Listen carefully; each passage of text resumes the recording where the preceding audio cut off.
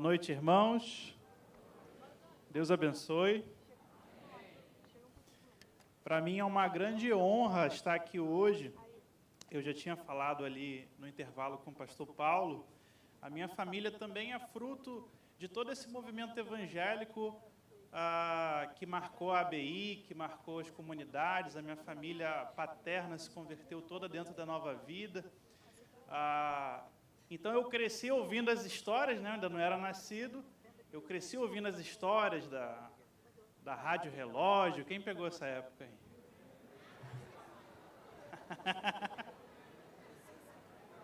Vigília de Bento Ribeiro, quem pegou? Isso aí entrega a idade, hein? Minha família paterna se converteu na Nova Vida e ajudou a plantar a igreja de Nova Vida aqui na Zona Norte. E a gente sempre ouvindo os CDs do pastor Paulo César. Sempre fomos muito abençoados, né, irmãos? Hoje eu sou batista, trago um abraço da minha igreja, Igreja Batista Local, em Vila da Penha. Hoje eu também contribuo para a expansão desse movimento da nossa igreja evangélica. Eu não aceito, e eu quero, depois da palestra, né, do professor Júnior, das palestras que foram ditas aqui, não aceite que alguém chame evangélico de ignorante, né? Não aceite que você chame um evangélico de burro, de alienado. O pastor Júnior, ele é um doutor cujo só a dissertação dele já é um livro, não sei se ele falou aqui, e só a tese de doutorado dele hoje é uma referência, vai virar 2 livros. Tá? E não é livro que a gente faz e publica. Tem gente que faz um livro lá, escreve no Word, manda para a gráfica e publica. Não, é reconhecido pela academia, pela UERJ. Assim como a gente está com... Levanta aí, pastor. Você não deu palestra hoje?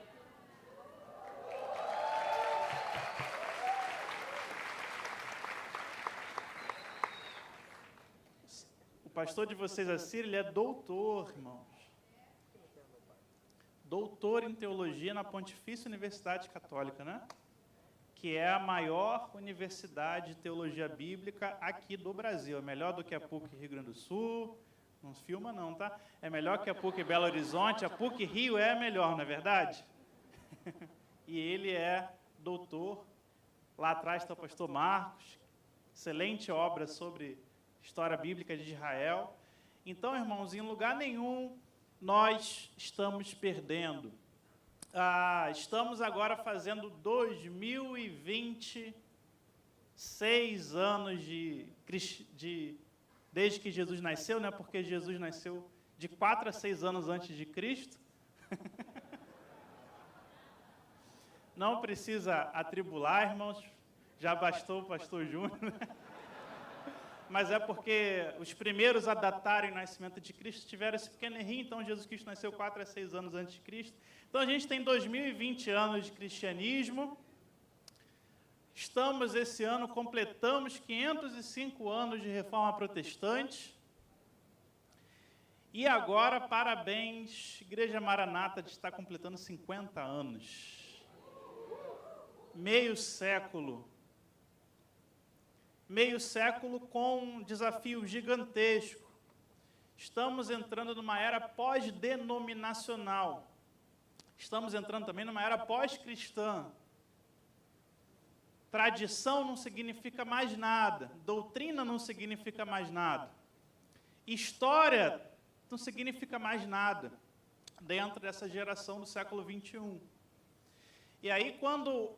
Eu estava até conversando com o pastor Júnior, quando eu vi hoje a pastora Ana trazendo aqui, essa aqui é a nossa história, como nós surgimos, essa aqui é a nossa fé, essa aqui é a nossa ética, essa aqui é a nossa tradição litúrgica.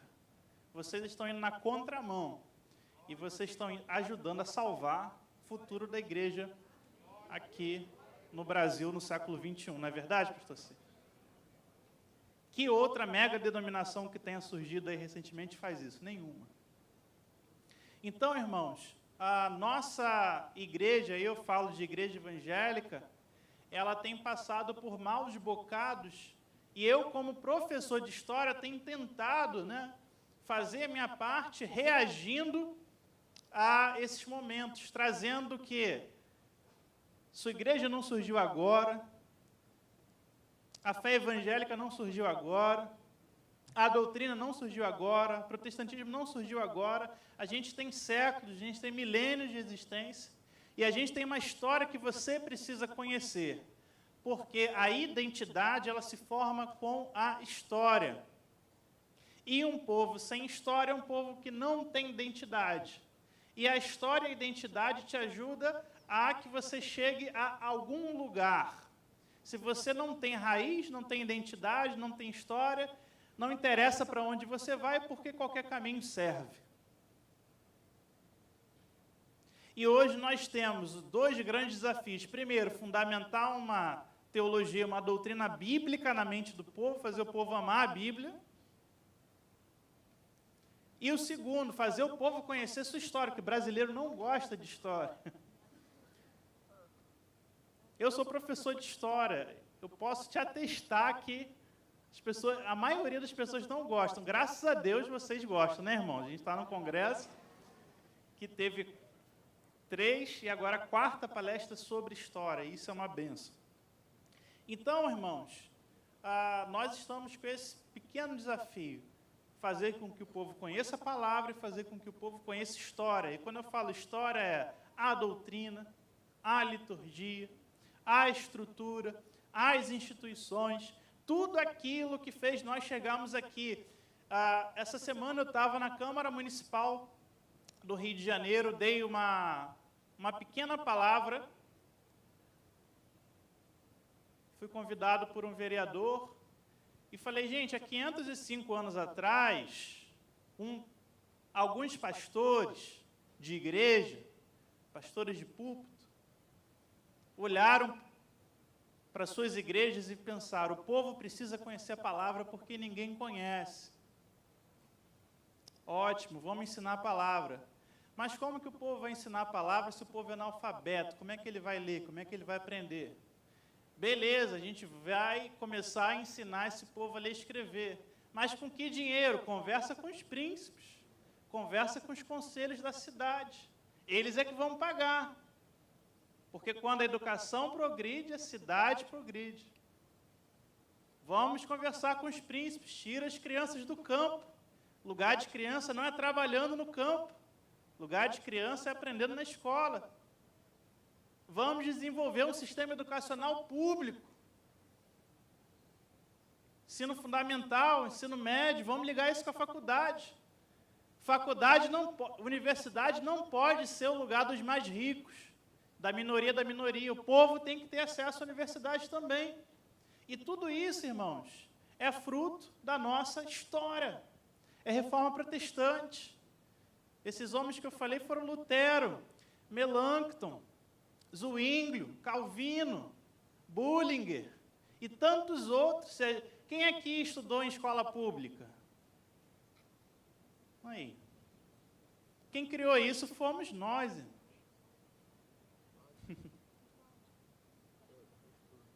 Quem aqui estuda em universidade pública?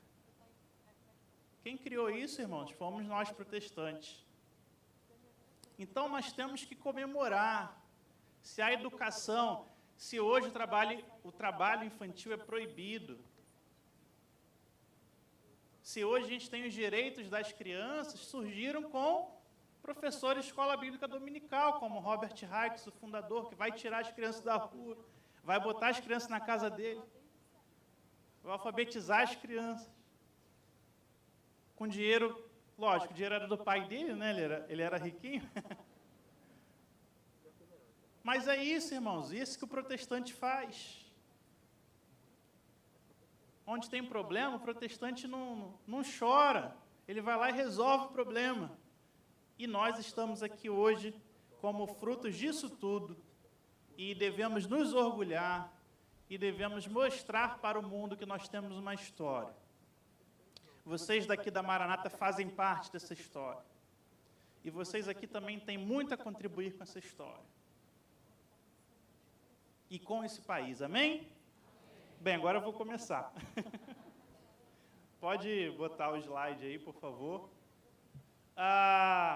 Eu sou professor de História da Igreja, eu atuo na Faculdade Batista do Rio de Janeiro, Seminário Batista do Sul. A pastora Ana foi da minha primeira turma, né? Graças a Deus, a primeira turma de pós-graduação em História do Cristianismo. Hoje a gente está na sexta, vai abrir a sexta turma. Tem mais algum aluno aí meu? Olha aí, Claudemir. Mais quem? Pode ser online. Ó, que legal aí, ó.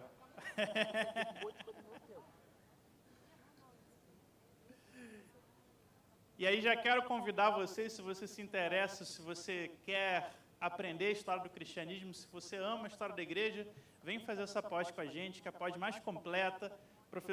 Pastor Assir é um dos professores, mais de 10 professores, doutores, mestres em História, Teologia, Ciência e Religião. Espero vocês lá. E hoje eu queria fazer, irmãos, eu sei que a cabeça de vocês já está fervendo, né? Quem aqui está com a cabeça fervendo? Meia dúzia, tá bom. Quem aqui aguenta mais informação aí? Maravilha. Pastor Júnior já falou uma boa parte da minha apresentação, já agradeço. Foi uma ótima introdução. Já me tirou 25 minutos aqui de palestra. Já é uma continuação. Eu estava brincando com o pastor Assir, né? Que primeiro trouxeram os irmãos pentecostais para o clímax. Aí depois trouxeram um presbiteriano e um batista para o anticlímax. Em vez dos irmãos saírem daqui glorificando, vão sair pensando, vão sair com aquela pose do pensador, né? Mas amém, graças a Deus. Quando a gente fala de história da igreja, irmãos, nós, além desse desafio que nós temos para as pessoas aprenderem a gostar, eu lembro que há 5 anos atrás, comemoração de 500 anos da Reforma Protestante, eu fui chamado por muitas e muitas igrejas para dar palestra e ninguém sabia o que era a Reforma Protestante. E eu fiquei assustado. Algumas perguntas, quem era Martins de Lutero? Seu português que chegou aqui no Manaus.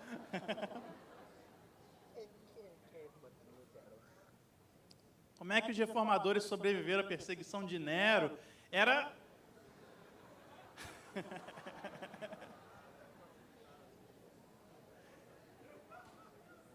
Eu olhei para a igreja no Rio e falei, gente,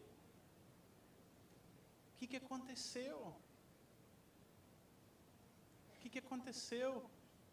Por que paramos de ensinar a história? Porque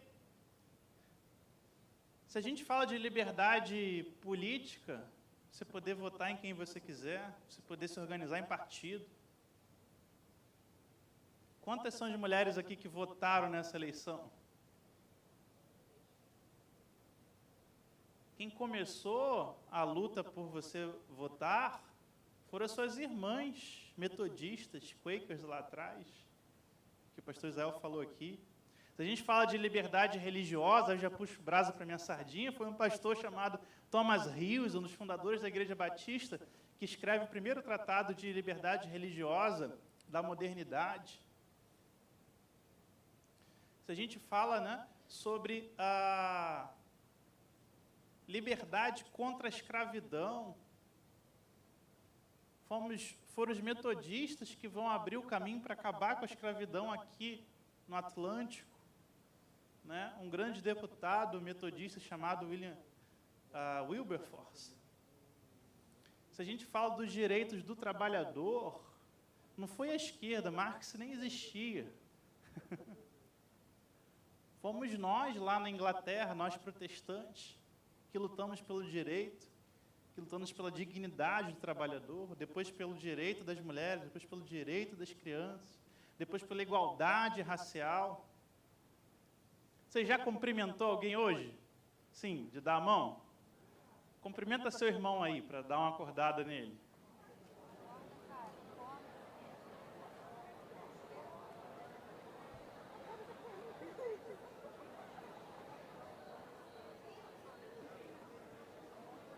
Você sabia que esse é um dos maiores instrumentos de igualdade criados na contemporaneidade? Porque há 300 anos atrás, quando passava uma autoridade, um rei, um magistrado, você tinha que se curvar, porque ele era superior a você. Alguém com sangue azul era superior, aí você se prostrava. E aí nossos irmãos Quakers falaram, não, todos os homens são iguais diante de Deus, eu não tenho que me curvar diante de ninguém. Quando o homem encontrar outro homem, que ele dê as mãos como igual. Então, irmãos, tudo isso faz parte da nossa história. Da nossa história. São coisas que a gente precisa lembrar, precisa conhecer, precisa trabalhar. E agora eu vou entrar mais na minha palestra de novo, né? Não entrei. Pastor, me lembra aí, quando é meia hora, abre um sapão. Isso. Então, vamos lá. Quando a gente começa, então, a falar de história da igreja, a gente tem dois tipos de postura que a gente pode tomar. Uma eu chamo de história da igreja mesmo, outra eu chamo de história eclesiástica. Parece que é a mesma coisa, mas não é. Quando eu falar da segunda, de história eclesiástica, é a história feita pela denominação, é a história feita pela igreja. Então, um luterano contando a história de Lutero, um metodista contando a história de John Wesley, um batista contando a história de Thomas Hughes, enfim. Pastora Ana contando a história, cadê ela? Já foi. Da Igreja Maranata. É uma história denominacional. É uma história feita para produzir uma identidade. Então, é uma história que, juntando com a palestra do pastor Júnior, é uma história voltada para a igreja. É uma história para construir a formação de uma visão de valores, de identidade, de doutrina, de teologia. Então, é uma história geralmente heróica. É uma história que só vai mostrar os acertos, Lutero chegou em 1517, pegou 95 teses, aí levantou o martelo e bateu na porta da Catedral da Abadia de Wittenberg. E aí o mundo inteiro mudou. Não é assim que contam? Ele estava à luz de velas, é lógico, né? Não tinha eletricidade, só poderia estar de luz de velas. E aí ele abriu em Romanos 1,17, igual lá na outra denominação, e aí o Espírito Santo salvou ele. E chegamos aqui. Não é assim que é contado? E é bonito, e aquece os nossos corações. Mas isso é bem romantizado. Não quer dizer que seja errado, não quer dizer que seja mentira, mas é uma forma de formatar uma identidade. Então, toda denominação, toda empresa, não tem... As empresas hoje não têm a nossa história e valores? Né?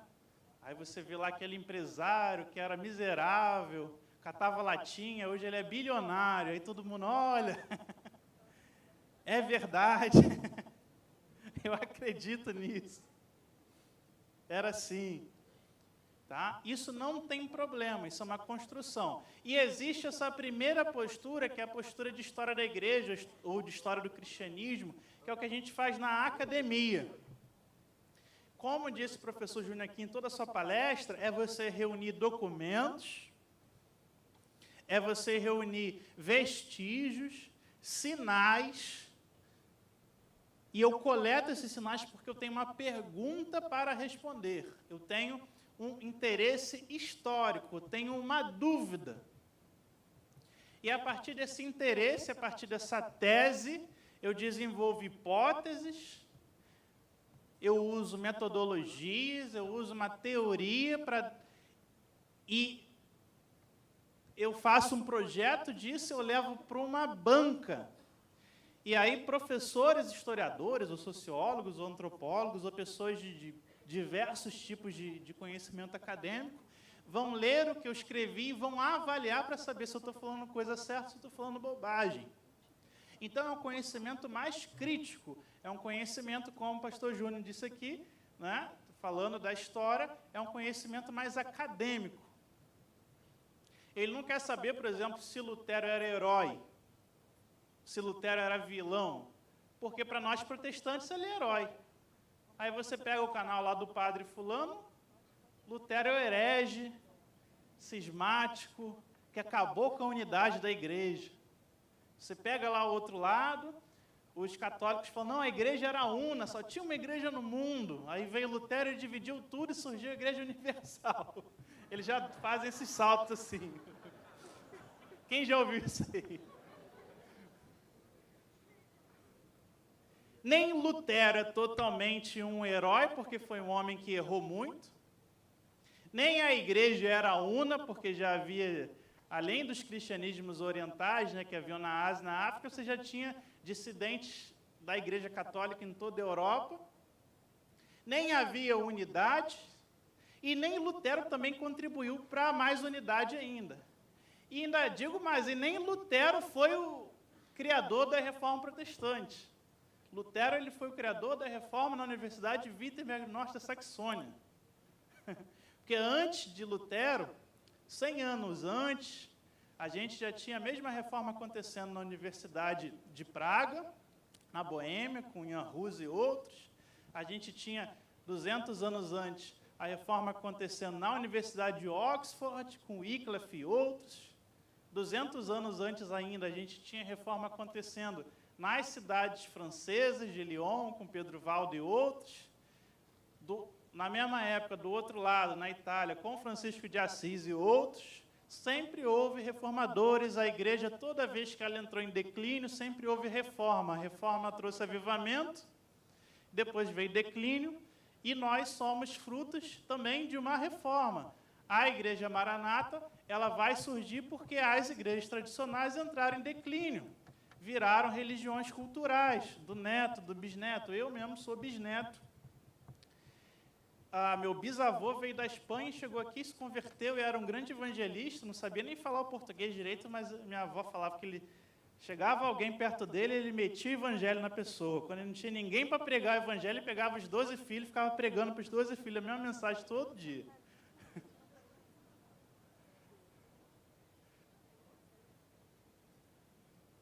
Apesar de eu ser bisneto de protestantes, eu não nasci salvo, minha mãe não nasceu salva, ela precisou passar por um processo de salvação, que não se deu dentro da igreja presbiteriana, se deu na Nova Vida. Então, a igreja Maranata faz parte de um processo de reforma que aconteceu ali na década de 60, 70, 80, nas igrejas evangélicas, porque o cristianismo já estava morno, já estava morto, já tinha virado cultural. Cristianismo protestante. Diferente de quando chegou aqui, com os pregadores, com comportores, com Simonton, com Kelly. Primeiro metodista, esqueci o nome dele. Os primeiros, diz um grande. Daniel Krieger, né? Daniel Kidder. Isso. Eu ia falar Killer, não. Killer.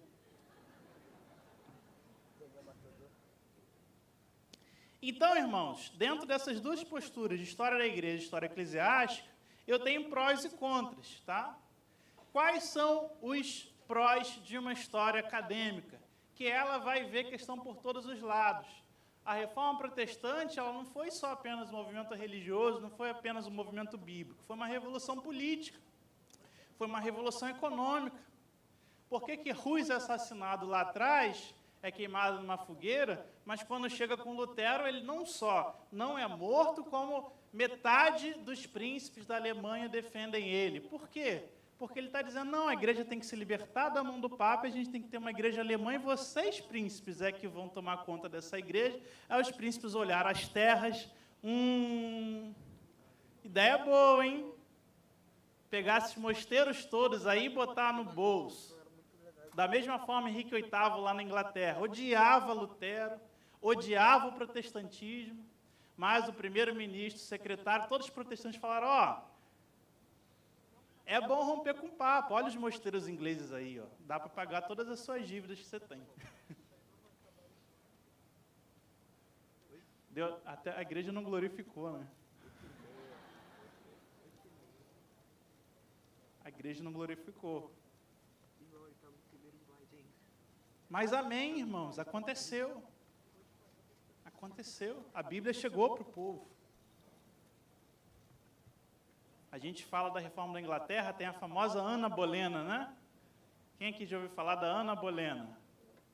Que é muito mal falada, chamam ela de prostituta, chamam ela que ela estava com Henrique VIII só por interesse, que a causa dele ter divorciado com a Catarina de Aragão, e aí o Papa proibiu o divórcio, mesmo assim ele insistiu, então ele foi excomungado pelo Papa porque ele se apaixonou por Ana Bolena, mas Ana Bolena era uma bruxa, traiu ele, não valia nada, mas Ana Bolena foi a primeira a mandar traduzir uma Bíblia e colocar na corte. Contrabandeava reformador.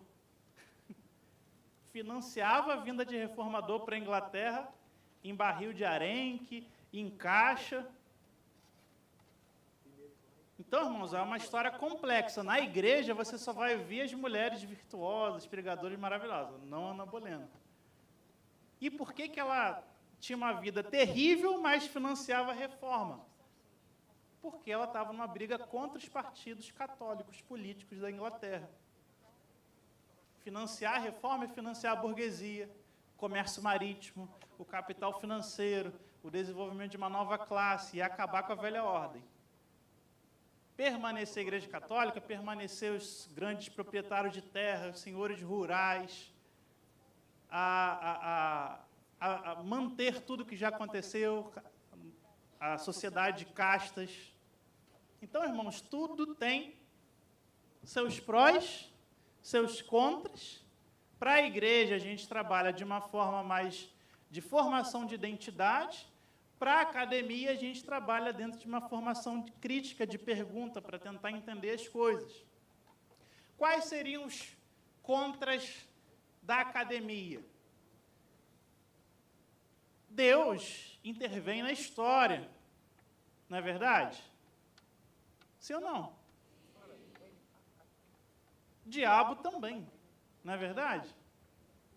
Vai ter momentos na história que humanamente não é explicado. O que a academia vai fazer? Vai tentar explicar. E é um desastre. Tanto é que surgiram a história das religiões no século XIX, que depois se tornou ciência da religião, para tentar comportar o que se chama de sagrado. Porque o sagrado intervém na história, o sagrado interage com o ser humano, e o sagrado muda, muitas vezes o sagrado muda toda a história. E aí se chamou de sagrado, e aí criou-se um compartimento dentro da história das religiões para tratar disso. O problema é que nem todo historiador reconhece, e aí quando o sagrado aparece na história, ele quer distorcer os fatos.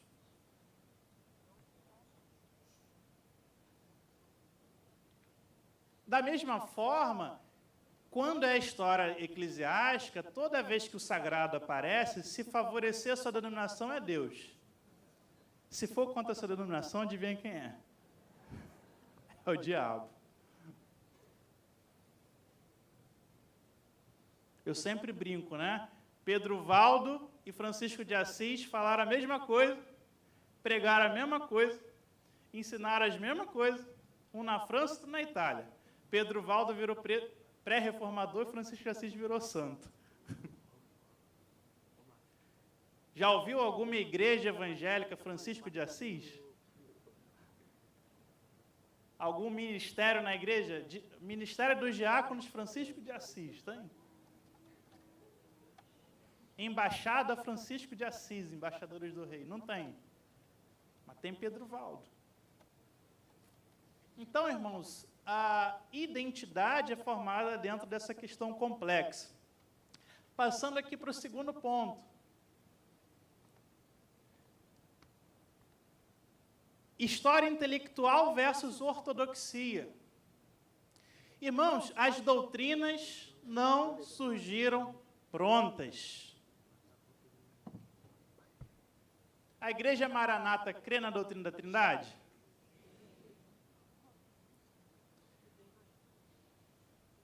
Posso fazer 2 ou 3 perguntas sobre Trindade aqui, pastor?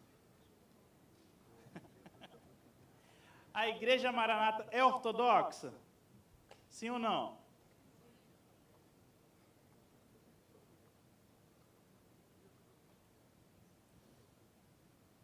Jesus Cristo, ele é subordinado a Deus Pai? Ou Jesus Cristo é pleno Deus e coexiste com o Pai desde a eternidade?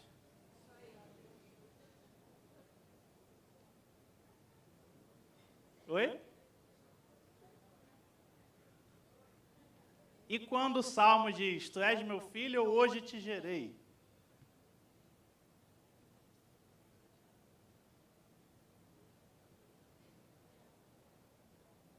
Quando é que foi? Não, mas Salmos não tinha encarnação ainda.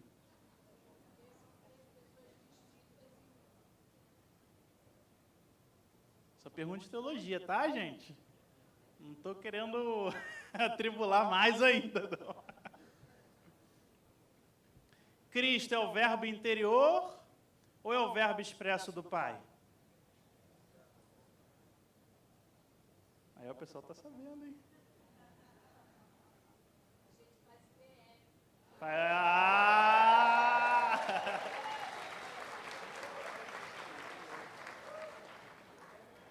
Maravilha. E isso tudo que eu perguntei, da forma que eu perguntei, tem resposta na Bíblia?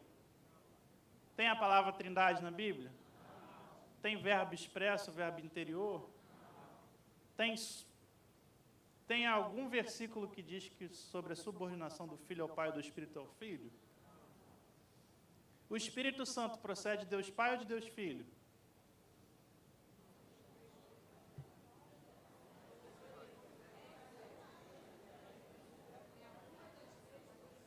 Procede de Deus Pai ou de Deus Filho, Espírito Santo? Igual? Olha aí, BM.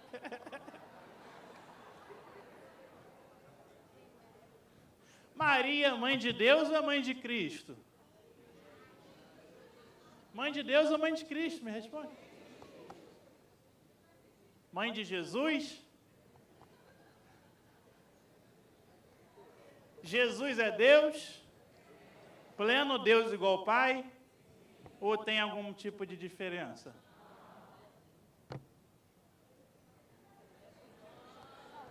Então o Pai, quando Jesus Cristo morre na cruz, o Pai morre na cruz? Então, quem é que morre na cruz?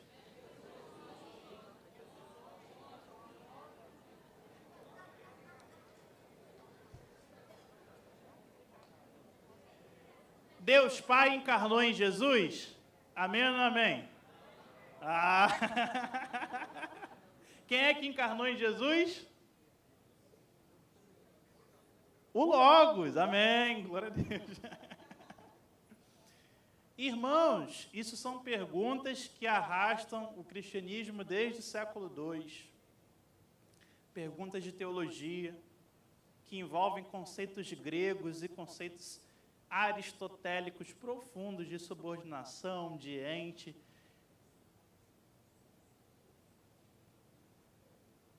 Tudo isso, irmãos, está dentro do campo da ortodoxia.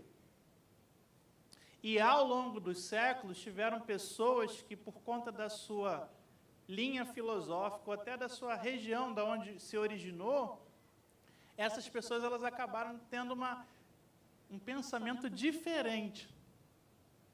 Como Ário, que falou o seguinte: Jesus é o Filho de Deus, ele é o Salvador. Ele é o Logos encarnado. Só ele é inferior a Deus, mas é o Logos. Tudo vem através dele, foi ele que criou todas as coisas. A gente crê nisso? Não, mas ele é chamado de herege, do demônio, do diabo. Nestório chegou no concílio de Éfeso e falou: Maria não é mãe de Deus. Ponto. Ela é mãe de Jesus Cristo, igual vocês falaram aí. E Nestório foi condenado como herege, porque nós temos que dizer que Maria é mãe de Deus. Você sabia disso?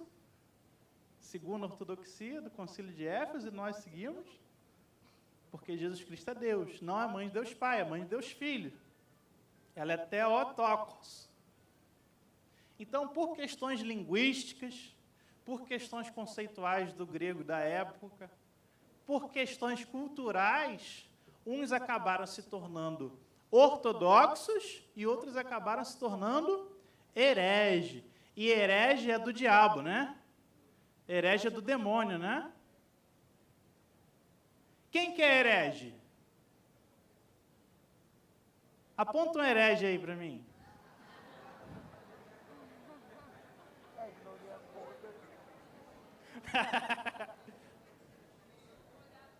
Tem uma regra para você definir o herege, né, pastor C? Já deu tempo já? Herege é sempre o outro. Quem está errado na política aí? Quem que votou certo? Levanta a mão. Quem votou certo? Quem votou errado? Por que quem não votou errado? Ué. Esse é um grande desafio nosso como historiador e também um grande desafio nosso como teólogos. Saber que também, assim como a política tem opiniões, a teologia tem opiniões.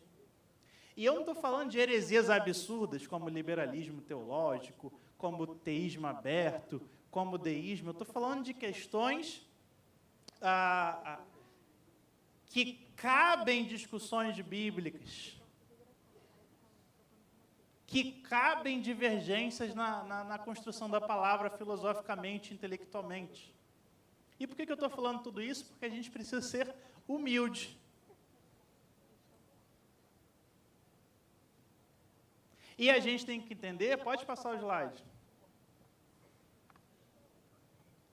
que toda a teologia ela tem uma história. Ela surgiu em algum lugar. Eu fiz várias perguntas aqui no início, e as respostas que os irmãos deram foram dadas por pessoas como Tertuliano. Quem já ouviu falar aqui de Tertuliano? Quem aqui já leu Tertuliano? Ninguém. Mas você está reproduzindo uma palavra chamada Trindade, que foi ele que criou. Outros responderam, questão do verbo expresso, de um teólogo chamado Orígenes. Quem já ouviu falar de Orígenes aqui? Quem já leu Orígenes? Quase um ou outro. Mas você apresentou aqui uma teologia origenista. Falamos aqui de revelação progressiva. Quem já ouviu falar de Irineu de Lyon aqui? Quem já leu Contra as Heresias do Irineu? Um ou outro irmão. Parabéns, irmão. Ele que vai construir essa ideia. Então, irmãos, os teólogos construíram a sua doutrina e construíram na história. E a doutrina, eu sempre digo, e você pode gravar e pode escrever, o dogma, a doutrina, ela é como se fosse uma catedral. Vou citar, por exemplo, a Catedral de Notre-Dame, lá na França. Os fundamentos dela foram lançados na primeira Idade Média, quando Paris ainda era aquela ilha lá onde está a catedral. Era uma fortificação romana, uma cidadezinha romana. Ela tem elementos do início da Idade Média, tem elementos da Alta Idade Média, tem elementos da Baixa Idade Média, tem elementos da Idade Moderna, e ela foi sendo reconstruída na Idade Contemporânea. Recentemente ela pegou fogo, ano que vem ela vai... Ano que vem ou já vai ser reaberta esse ano? Enfim, ela pegou fogo e vai entrar nela elementos do século XXI. Então, a doutrina, o dogma, ele vai se encorpando, ele vai crescendo. E hoje a gente chegou no século XXI. Nossos dogmas vão precisar também se encorpar. Novas perguntas são feitas. Desde a segunda metade do século XX, já se fala de clonagem humana. Agora a gente está entrando no mundo quântico. Relativização do que a gente achava da física newtoniana. O tempo, ninguém nem sabe mais se o tempo existe, se o átomo existe, se 2 mais 2 é 4. Debates éticos, barriga de aluguel. Você vai encontrar na Bíblia se é certo ou errado? Barriga de aluguel. Se o cara que clonou a ovelha Dolly está certo ou está errado? Se o alienígena pousar aqui ano que vem, o que você vai fazer?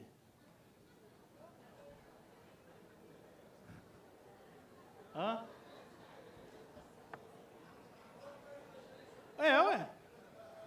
Você vai aprender a língua dele primeiro. Se descobrirem que existem multiversos. Multiverso. Engraçado que Orígenes, no século II, falou: podem existir vários mundos. Mas Jesus Cristo só precisava morrer uma vez num deles para ser válido para todos. Você fala, é que um cara do século II estava pensando nisso. 2024 vai vir os alienígenas? Catedral de Notre Dame, obrigado. Então, irmãos, eu fiz aqui um esboço, mas eu fugi do esboço, né? Toda a teologia cristã, ela nasce de confrontos ideológicos internos e externos. As primeiras teologias que você encontra apóstolo Paulo, Pedro, Tiago, João fazendo, é dos confrontos com os judeus e dos confrontos com os gentios. Depois, os primeiros teólogos cristãos vão ter confronto com aristotélicos, com platônicos, com estoicos, com cínicos. Também é uma corrente filosófica importante. Depois, quando o cristianismo for para o Oriente, com budistas, com zoroastristas, com hindus, com confucionistas, com as pessoas da religião indígena, com as pessoas de religião africana. A nossa igreja evangélica é muito envolvida, né, com a religião africana. Quem aqui já repreendeu alguém e falou está amarrado? Quem? Levanta a mão. Você sabe de onde vem a cerimônia de amarração, né?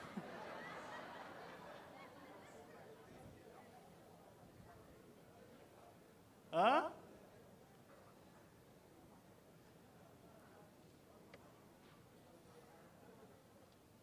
Então, irmãos, quando a gente vai deparar o nosso trabalho, a gente vê essa construção. Pode passar, por favor. Toda a doutrina, toda a teologia, ela surge de um povo, de uma história e de uma cultura.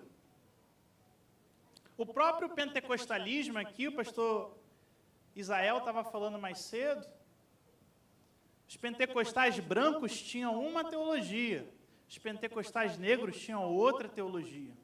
E quando você vê a origem de cada uma, é completamente diferente. Se você pegar um pentecostal americano e trouxer aqui para o Brasil, ele entrar dentro de uma Assembleia de Deus, ele faz sair, não acredito nessas coisas, não. Se você pegar um pentecostal brasileiro do Reteté e levar para uma igreja de Chicago, ele vai falar, nossa, eu estou na igreja presbiteriana? Ninguém aqui marcha, ninguém aqui rodopia, ninguém aqui grita, ninguém aqui amarra, ninguém aqui chama o Exu. Aqui, quando cai o demônio, é sempre o demônio africano, né? Aí tu vai lá nos Estados Unidos, é aqueles demônios do filme, que cospe prego, do Exorcista. Aí outro dia eu estava estudando a história da expulsão de demônio no Egito, os cópitas expulsando demônio, os cristãos cópitas. Está repreendido o espírito de Ísis. Aí cada deus daquele, o jacaré, a águia, o demônio caía, igual um ser daquele. Muito interessante. Você vê os demônios como também características culturais e representações das religiões dos povos. Ou o diário, por exemplo, do Finney, que não acreditava em... A igreja presbiteriana nos Estados Unidos, ali pelo século XVII, XVIII, XIX, não tinha a doutrina da possessão. Aí ele ia pregar, aí falou, não, uma irmã teve um acesso de loucura na igreja, começou a jogar o diácono para tudo quanto... Já leu o diário do Finney? Pegou as cadeiras de não sei quantos quilos e levantou com uma das mãos, a irmã magrinha, doente. Ele chamava de acesso de loucura. Aí eu levantei, orei por ela e ela se acalmou. Ele não sabia nem o que era demônio. Sério, não tinha essa doutrina. Então, irmãos, esses estranhamentos, isso que a gente chama na antropologia de alteridade, são os desafios do teólogo. E teologia é para toda a igreja, tá, irmãos? Você pode não ter tempo de passar 4 anos estudando todos os dias, indo para a faculdade, lendo livros e livros, porque você tem trabalho, família e tudo, ou outra profissão. Mas teologia, saber o básico da doutrina, conhecer a Bíblia, ter lido a Bíblia toda, ter o conhecimento dessas perguntas que a gente, né, pastor Cícero, ensinou tão bem a igreja, menos a do... Tô brincando. Porque lá no Novo Testamento, chega Pedro e diz, você tem que saber responder quando pedirem a razão da sua esperança.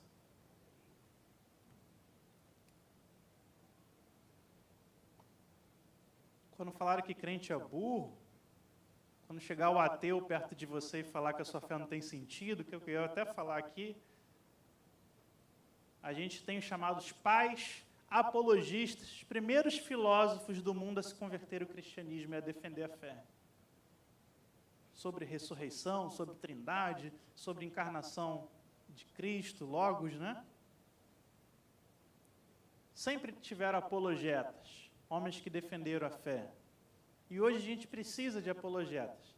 A gente precisa que você, na sua família, no seu trabalho, no seu pequeno lugar de acesso, ou no seu grande lugar de acesso, todo mundo hoje é meio que influencer, né? Tem uma conta no Facebook, no Instagram, que você saiba defender, mas não com ódio, não com raiva, não com antipatia, não com gente nojenta, né? Mas com sabedoria, capacidade, razão. E a sua igreja tem escola bíblica dominical, amém? Amém. A sua igreja tem um instituto bíblico de ensino de teologia. Amém? Amém? Então, meu tempo já acabou. Deixa eu só ver se tinha algum encerramento aqui. Posso só dar um exemplo do credo? Tem certeza? Não é só educação não, né? Pode? Isso.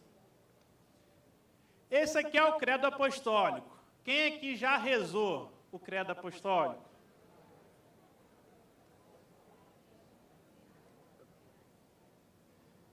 Infelizmente, o credo apostólico virou reza. Mas o credo apostólico, gente, que surge ali pelo século II, ele foi uma das grandes maneiras da igreja combater as heresias da época. Combater as heresias judaizantes e combater as heresias do gnosticismo, ou as heresias platonizantes. Hoje se reza o credo, mas naquela época, para você poder ser batizado, você tinha que confessar que acreditava nessas palavras aqui. Simples, básicas. Se você lê assim, você, como todo mundo, como virou reza, você não dá nada por elas. Mas elas têm nome, endereço e CEP para quem que elas estão sendo encaminhadas. O credo apostólico, ele começa... Quem pode ler a primeira linha aí para mim? Vamos lá, 1, 2, 3 e...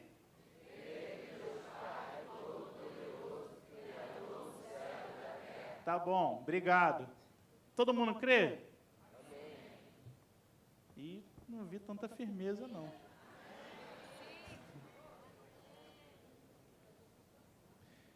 Se alguém fosse gnóstico, naquela época, jamais poderia confessar a primeira linha, porque para os gnósticos, o Deus Pai é criador só do céu. E o criador da terra era Jeová, o Deus mau, o demiurgo. Olha só. Os cristãos de Marcião, um grande bispo do século II, dizia que Jeová, o Deus do Antigo Testamento, o Deus que criou o mundo físico, era o Deus mau, criou a terra. E o pai de Jesus era o Deus bom que criou o céu. Aqui já corta bastante gente. Vamos continuar. Vocês vão ler aí a linha 2. 1, 2, 3 e...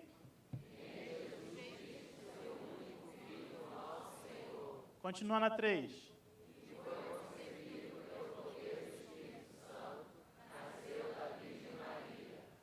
Tá bom. Olha aí, ó.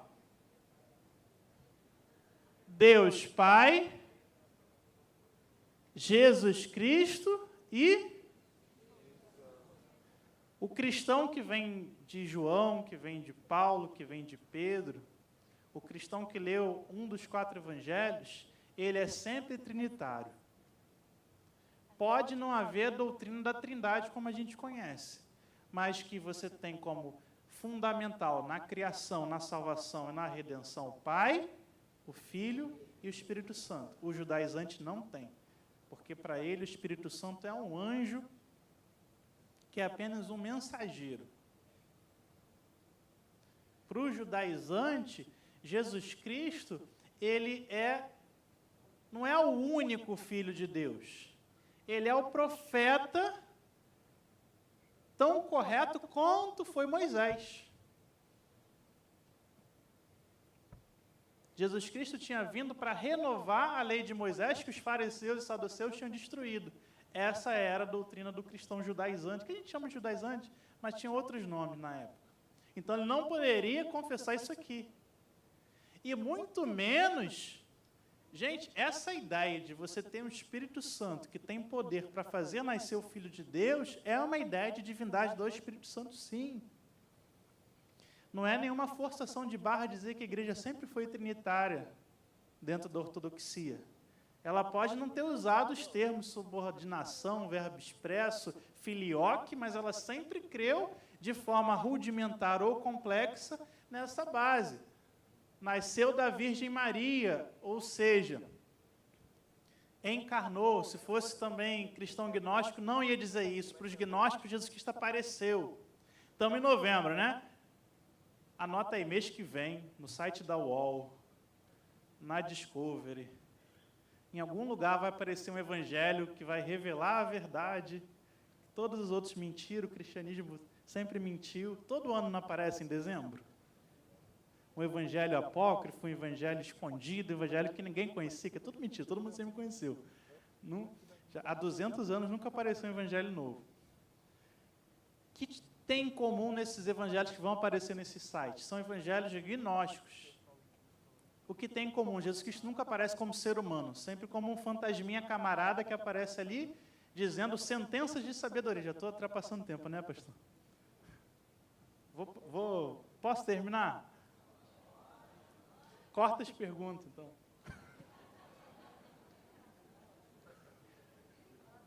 Jesus Cristo, ele não nasce nesses evangelhos, ele surge como um mestre. Não tem nada a ver com o que a gente crê, nem com ele, né? E nem com ele. Vamos lá? 4, 1, 2, 3 e...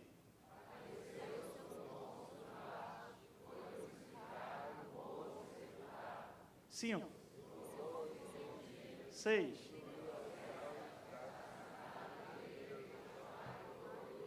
Tá bom, vamos parar aí. É interessante eles terem acrescentado um ponto histórico. Porque o deus Apolo, que também é meio deus, meio homem, Dioniso, os novos Dionisos, todos eles também têm uma coisa mais ou menos assim. Mas o nosso Cristo, Filho de Deus, a gente sabe quando nasceu, onde nasceu e ainda quem mandou matar. tem prova histórica. Ainda tinha registro, né, Júnior? Só que isso tudo acabou, foi destruído ao longo do século, mas como um condenado político ele estava registrado, né? Ressuscitou ao terceiro dia, muitos não acreditavam na ressurreição. Subiu aos céus, está sentado à direita de Deus Pai Todo-Poderoso. Ele é Deus, mas não é modalismo. O que é o modalismo? Há o modo Deus Pai, que depois vira o modo Deus Filho, que depois vira o modo Deus Espírito Santo. Tem até uma grande igreja aqui perto que prega isso. Não, tem Deus Pai lá e ele está do lado, Deus Filho. Não é uma coisa só. Vamos ler aí o 7. 1, 2, 3 e... 8. 9. 10.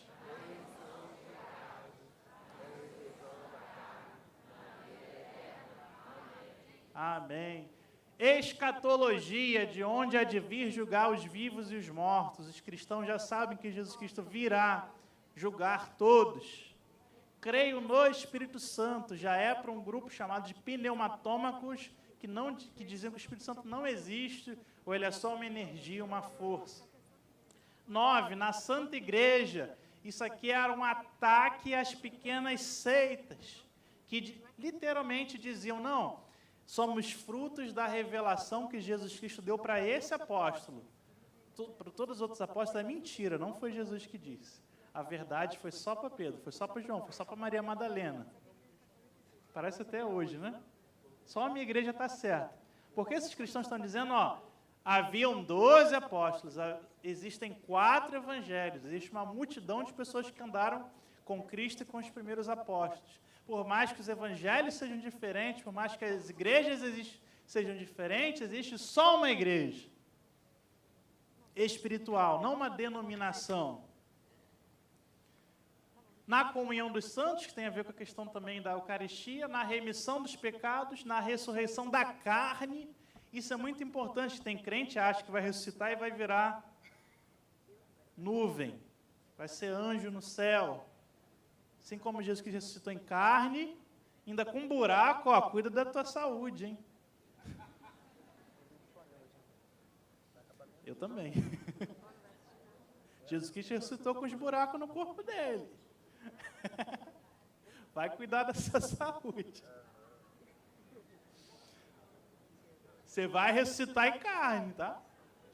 Na vida eterna, amém. Amém. Irmãos, eu trouxe então esses exemplos para a gente então entender nosso trabalho como historiador da igreja, nosso trabalho como historiador, o trabalho do teólogo, e que nós precisamos conhecer a história. Trouxe também alguns livros do meu pai, que também é teólogo, Marcelo Gesta, que vai falar sobre a formação do cristianismo. O primeiro é sobre eclesiologia. O segundo, muita gente tem dúvida, qual a contribuição dos gregos, dos romanos, dos persas para o cristianismo? O que é saduceu, fariseu, essênio, zelota? De onde surgiu isso? Volume 2. E o volume 3 é desde a formação da igreja até a virada de Constantino. Quem quiser adquirir, tem lá atrás, vai ser de muito crescimento. Quero agradecer e passar a palavra para o pastor Si. Obrigado, irmãos. Deus abençoe. Deus abençoe. Professor e mestre Lucas Gesta. Obrigado, pastor. Você foi abençoado, amém? Amém. Tem uma lembrancinha, pastor. Opa. Cadê a lembrancinha do pastor? Estou profetizando, é pastor? Levaram embora. Estou profetizando, ó. A lembrança do nosso querido mestre, professor Lucas Gesta. Cadê, gente? É porque é importado, aí veio de longe. Alguém vai procurar lá enquanto... Isso, pastor. Enquanto isso. Nós não vamos ter perguntas, tá bom, gente? Uma pergunta, então, só, enquanto está chegando a lembrança. Uma pergunta. Levanta a mão, o primeiro que levantar. Lá na galeria levantou primeiro, hein? Então, responde lá em cima, por favor. Quem chega lá, por favor, com o microfone.